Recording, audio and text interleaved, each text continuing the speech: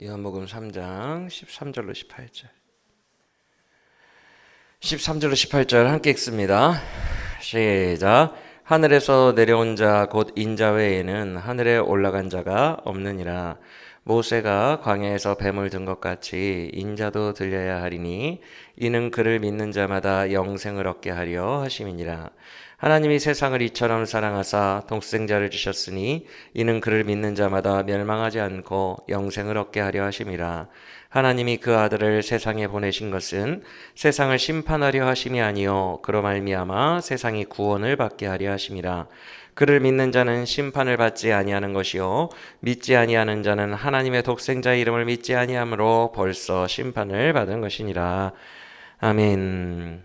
우리 친구들 중에 일부는 지난 시간 말씀을 못 들었겠지만 복습을 해볼게요. 지난 시간에 우리는 뭘 배웠냐 하면 우리는 다 죄인이다 라는 것을 배웠어요.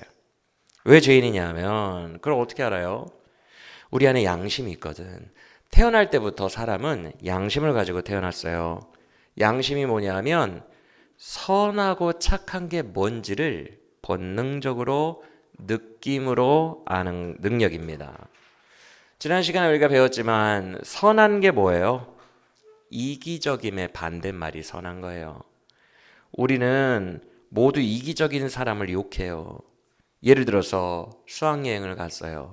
수학여행을 갔는데 다들 자고 있는 새벽 3시에 혼자 큰 소리로 아이돌 노래를 부르는 애가 있다고 해봐요. 그러면 친구들이 야, 잠 좀 자자. 그래도 싫대. 나는 지금 노래가 너무 좋대. 나는 노래 불러야겠대. 사람들 잠을 다 깨워. 그러면 모두가 어떻게 생각할까요? 와, 쟤는 진짜 이기적이다. 이렇게 생각하죠, 그렇죠? 이기적이란 걸 어떻게 알아? 우리 안에 양심이 이미 프로그래밍 되어 있다는 거예요. 그래서 저 사람은 이기적이야. 저 사람은 사랑이 많고 이타적이야. 이걸 우리는 다 느낀다는 거예요. 누가 말해주지도 가르쳐주지도 않았는데 모두의 마음속에 선을 느낌으로 아는 것, 이것을 양심이라고 하는데 이건 배워서 생긴 게 아니라 태어날 때부터 가지고 태어났어요. 즉 하나님이 인간 속에 심어 놓으신 게 양심이에요. 그러면 우리는 이런 질문에 마주할 수 있게 돼요. 양심을 하나님이 인간 속에 심어 두셨다고? 태어날 때부터 안다고? 양심은 선한 게 뭔지를 아는 능력이라고 했죠? 그걸 하나님이 주셨다면 퀴즈. 하나님은 선한 분이다. 2번. 하나님은 나쁜 분이다.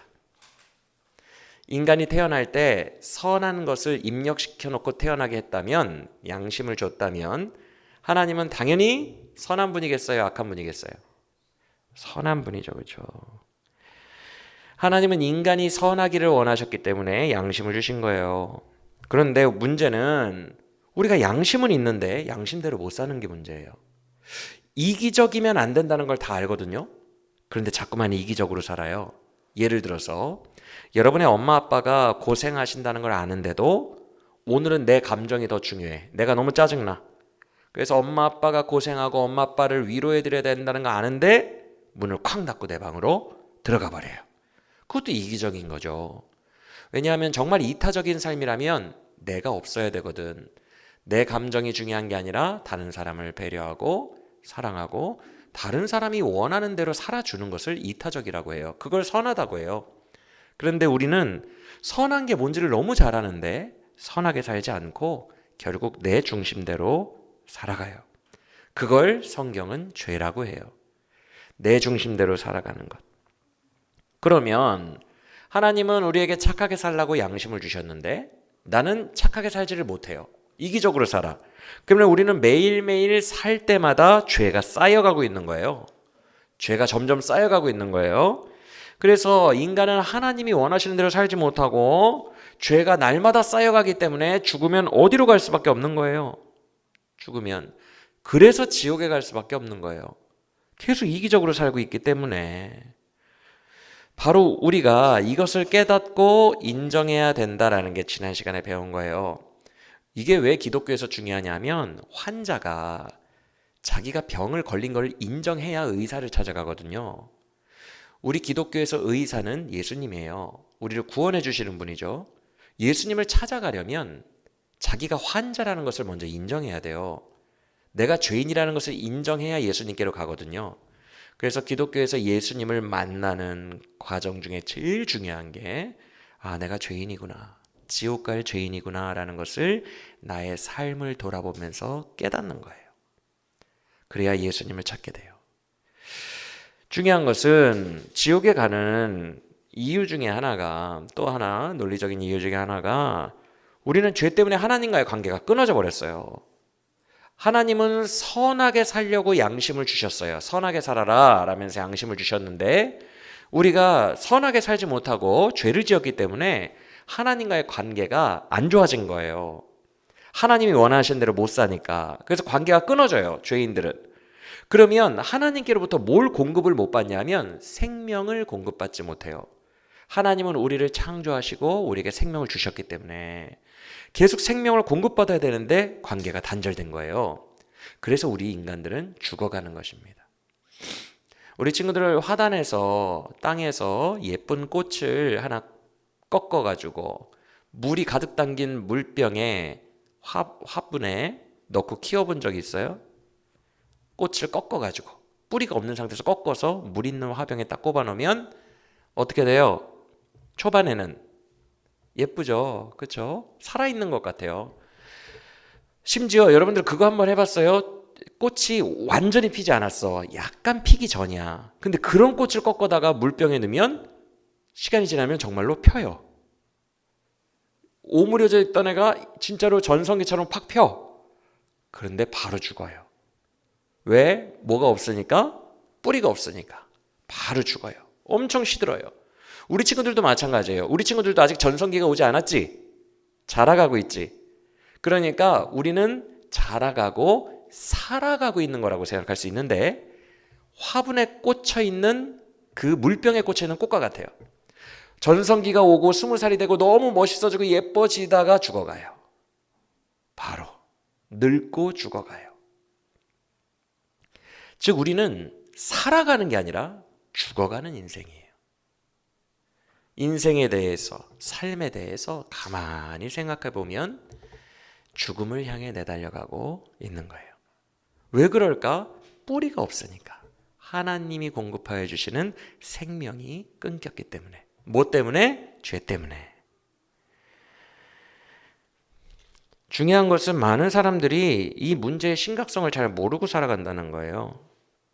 지금은 꽃이 막 펴 있으니까 내가 살아있는 것 같아. 이게 착각이거든요. 사실 다 죽거든요, 인간은. 다 죽어요.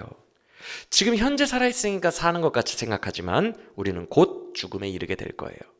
그리고 죽음 후에는 사랑하면서 살지 못하고 이기적으로 살았던 것에 대한 심판을 받게 됩니다. 더 가족을 사랑하지 못하고 더 남을 배려하지 못하고 내 감정, 내 욕망만을 위해 살았던 대가를 받게 돼요. 그게 바로 지옥이에요. 그러면 우리 모두가 다 죄인이고 모두가 사망으로 치닫고 있는 이런 절망적인 상황에서 우리는 어떻게 구원받을 수 있을까? 우리 모두가 다 죄인이거든요. 목사님이라고 해서 이기적이지 않은 거 아니에요. 목사님도 사람이에요. 그래서 때로는 이기적이고 졸리면 자고 싶고 그게 목사님도 그래요. 그래서 우리 모두는 다 죄인이기 때문에 서로가 서로를 구원해 줄 수가 없어요. 구원은 우주 밖에서 이 땅으로 들어와야 돼요. 우주 밖에서. 왜냐하면 우리 모두가 다 죄인이기 때문에. 그래서 우리가 오늘 읽은 구절 아직 펴놨나요 혹시? 첫 구절인 요한복음 3장 13절에서 예수님이 이렇게 말씀하셨어요. 13절만 함께 읽어봅시다. 시작.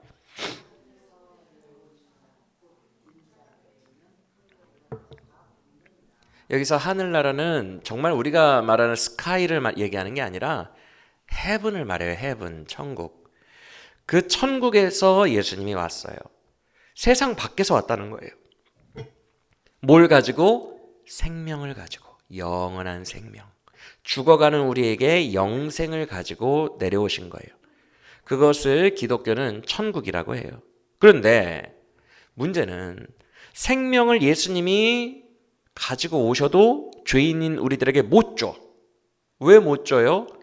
죄인은 하나님과의 관계가 단절되어 있기 때문에 생명을 받을 수가 없어요. 자, 예를 들어 볼게요. 우리 친구들 집에 흉악범 살인마 전자팔찌를 한 아저씨가 들어왔어, 집에. 그래서 나는 너희 집에 계속 살아야겠다. 그게 사는 게 여러분들이 허락할 거예요? 허락 안 할 거예요? 계속 사는 게, 함께 영원히 사는 게. 허락 안 하죠? 죄인은 하나님의 나라에서 영원히 살 수 없어요. 죄인은 무조건 죽어야 돼요. 무조건 지옥에 가야 돼요. 왜냐하면 하나님이 꿈꾸는 나라는 선한 나라이기 때문에 죄인이 영원히 하나님과 싸우면서 살 수는 없어요. 하나님은 죄인을 정리하셔야 할 책임이 있어요. 그래서 지옥에 갈 수밖에 없거든, 죄인들은. 근데 예수님은 우리를 구원하러 오셨어. 그 죄인들을 영원히 살게 하려고. 지옥에 가지 않고 영원히 살게 하려고 오셨는데 우리가 죄인이라서 그 생명을 받을 수가 없는 거야. 그래서 어떻게 이 아이들에게 생명을 줄까? 예수님이 쓰신 방법이 뭐예요? 하나님과 우리 사이에 끊어졌던 다리가 되어서 우리를 다시 이어줬거든요, 예수님이. 그런데 그 예수님이 쓰신 방법이 뭐예요? 십자가에서 우리의 죄를 대신하여 예수님을 죽이신 거예요. 유대인들은요, 히브리 사람들, 이스라엘 사람들은 옛날부터 제사를 드렸어요. 제사의 특징이 뭐냐면 죄가 없는 양이 죽어야 돼요. 나를 대신해서. 죄가 없어야 돼요. 근데 아까도 말씀드렸지만 인간들은 다 죄가 있어요, 없어요? 목사님도 그렇고. 죄가 있어요. 목사님이 여러분을 대신해서 죽어줄 수는 없어요. 왜냐하면 제가 여러분을 대신해서 죽어주면 그냥 제 벌을 받은 거예요. 제가 평생 동안 지은 죄에 대한 벌을 받은 것 뿐이에요. 대신 죽어줄 수 있는 자격은 죄가 아예 없어야 돼요. 죄가 아예 없는 사람은 온 세상에 딱 한 명 존재해요. 평생 사랑만 하신 분, 이타적으로 사신 분, 예수님이에요. 하나님의 아들, 다른 사람을 위해 사신 분. 죄가 없는 유일한 분, 그분이 나의 죄를 대신해서 깨끗한 분이 나의 더러운 걸 가지고 대신 죽으신 것을 십자가라고 해요.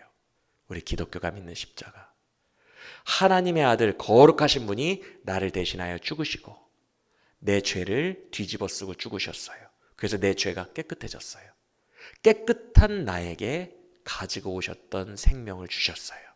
그게 기독교가 믿는 천국입니다.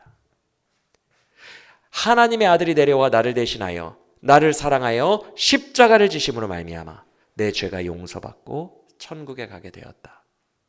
이게 우리 예수 믿는 사람들이 고백하는 진리임을 기억하시길 바랍니다. 그런데 이 모든 일을 누가 버리셨냐면 하나님이 버리셨대. 하나님이 그의 아들을 보내셨어. 우리 함께 3장 16, 17절 읽어봅시다. 3장 16, 17절. 3장 16, 17절 시작. 하나님이 세상을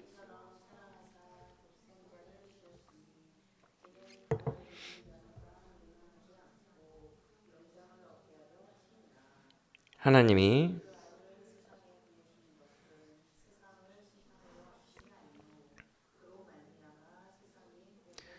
와 17절을 보니까 하나님이 아들을 보내셨대요. 그 하나님의 아들이 예수님입니다. 왜 보내셨대요? 17절 봐요. 세상을 심판하고 벌하고 막 지옥 보내려고 보내신 게 아니라 세상을 구원하시려고 보내셨대요. 하나님이 아들 예수님을 보내셨대. 그래서 16절 다시 보세요. 믿는 자마다 멸망하고 지옥 가지 않고 영생 천국을 얻게 하기 위해서 사랑하는 독생자를 사랑하는 여러분 때문에 보내셨답니다. 하나님이 여러분을 사랑하셔서 지옥 갈 여러분을 구원하시기 위하여 아들 예수님 보내시고 예수님을 대신 벌받게 하셔서 여러분을 깨끗하게 하셨다는 것을 믿으시길 바랍니다. 여러분, 죄가 어떻게 없어져요? 비누칠로 목욕하면 죄가 없어져요? 만약에 예를 들어서 목사님이 누구 아이폰을 훔쳤어. 걸렸어. 아이폰을 훔쳐서 걸렸어. 그러면 죄가 어떻게 없어져요? 어떻게 해야 없어져요? 목사님이 어떻게 해야 당당하게 살 수 있을까? 이 죄에 대한 벌을 받고 나오면 돼요. 그렇죠? 죄에 대한 벌, 감옥에 갔다 나오면 이제 그때부터 경찰이 안 잡아요. 당당하게 살 수 있어요. 왜? 벌 다 받았거든. 그런데 벌을 받기 전까지는 숨어 살아야 돼요. 엄청 두렵게. 예수님이 우리를 구원하셨다는 것은 대신 벌을 다 받았다는 거예요. 우리가 지은 죄의 벌을 십자가에서 받았다는 거예요. 우리는 그걸 믿어요. 그래서 우리는 용서받았다는 것을 믿어요. 깨끗하게 되어서 천국 들어갈 자격이 되었다는 것을 믿는 거예요. 할렐루야. 그러면 우리는 이제 어떻게 해야 될까? 답은 너무 단순해요. 지금까지 목사님이 전해준 이야기를 그냥 믿으면 돼요. 하나님이 나를 사랑해서 그의 아들 예수님을 보내어 십자가에서 죽이시고 나를 천국으로 인도하셨구나. 이것을 그냥 믿으면 되는 거예요. 그래서 예수님은 3장 14절 15절에서 이렇게 말씀하셨어요. 우리 14, 15절 함께 마지막으로 읽어볼까요? 시작. 모세가 광야에서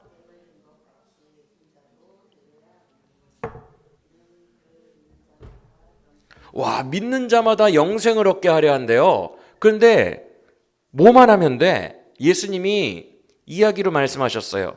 모세가 광야에서 뱀을 든 것 같이 라고 얘기하셨어요. 이게 무슨 말이냐면 여러분, 민수기를 보면 하나의 사건이 일어납니다. 이스라엘 백성들이 광야에 있었는데 광야에 사막길을 걸어가면서 너무 힘드니까 하나님을 막 불평했어요. 그랬더니 사막에 사는 불뱀들이 나왔어. 불뱀들이 나와가지고 사람들을 물기 시작했어요. 근데 이 사막 불뱀이 지금도 있거든요. 그런데 물리면 어떤 증상이 나오냐 하면 몸이 불에 타들어가는 듯한 고통과 고열 속에서 죽어가요. 금방 죽어가요. 그래서 이 불뱀에 쏘인 거야, 이스라엘 백성들이. 그때 사람들이 모세, 그 당시에 하나님의 종이었던 모세에게 다가와요. 그래서 자기들을 살려달라고 외쳐요. 그러자 모세가 하나님께 기도합니다. 하나님, 이 백성을 살려주세요. 그랬더니 하나님이 뭐라고 말씀하시냐면 불뱀과 똑같은 모양을 금속으로 만들어서 높은 장대에 달아놓으래. 그리고 그 금속 뱀을 본 자들은 살 거래요. 그래서 모세가 그렇게 했어요. 사람들이 죽어가니까 얼른 금속으로 뱀을 만들어서 하나님이 시킨 대로 그 뱀을 높은 장대에 높이 올려서 들었어요. 그런데 어떻게 됐을까? 성경은 말씀합니다. 뱀에 물린 자 중에 누구든지 하나님의 말씀대로 그 금속으로 만든 뱀, 높이 들린 뱀을 본 사람은 다 낫대. 병이 낫대. 죽을 병에서. 근데 예수님이 지금 그 비유를 하고 있는 거예요. 이거 예수님이 말한 거거든요. 나도 높이 들려야 되는데 모세가 광야에서 뱀을 든 것처럼 내가 높이 들렸을 때 들린 나를 본 자마다 영생을 얻게 될 거다. 천국 가는 건 진짜 쉬운 거예요. 여러분, 뱀을 모세가 높이 들고 있는데 그거 너무 아픈데 그거 보는 거 어려워요, 쉬워요? 진짜 쉬워요. 보기만 하면 나요. 근데 더 놀라운 건 뭔지 알아요? 성경 민수기를 보면 그 당시에 불뱀에 물려 죽은 자가 많았다라고 돼 있어요. 이게 더 신기해요. 그렇죠? 보기만 하면 낫는데 안 보고 죽은 사람들이 너무 많은 거야. 낫는 게 너무 쉬운데 하나님이 너무 쉬운 구원의 방법을 알려주셨는데 그조차 안 믿고 거절하는 사람들이 많았다는 거예요. 여러분, 하나님은 우리를 사랑하셔서 아들을 보내셨어요. 우리를 구원하기 위해서. 사랑하셔서 주는 것은 쉬워요. 여러분이 누구를 사랑하는데 야, 너 500m를 걸어간 다음에 그 다음에 산을 5km 올라가가지고 거기서 짐을 500km를 들고 내려와서 이렇게 명령하는 사람이 있어요? 사랑할수록 쉽게 주고 싶어요. 쉽게. 내가 선물 샀어. 열어봐. 열기만 하면 돼. 사랑할수록 노동을 시키지 않아요. 그냥 주고 싶어요. 하나님은 사랑하셔서 우리에게 천국을 주려고 오셨어요. 아들을 보내셨어요. 어려운 주문하지 않으셨어요. 예수님이 너의 죄를 위하여 벌을 이미 다 받으셔서 너는 천국 간다. 이것을 믿기만 하면 된대. 그러면 천국에 간대. 너무 쉬운 거예요. 근데 오늘날 이렇게 쉬운 방법을 줘도 안 믿고 안타깝게 지옥에 가는 사람들이 너무 많다는 거예요. 여러분, 예수님만이 우리의 유일한 구원의 길입니다. 모든 죽음을 향해 달려가는 자들을 능히 살리실 수 있는 구원의 유일한 방법이에요. 이 구원의 메시지를 믿고 하나님이 사랑하는 자에게 거저 주시는, 그냥 주시는 이 구원의 천국을 꼭 믿음으로 받아 누리시길 바랍니다.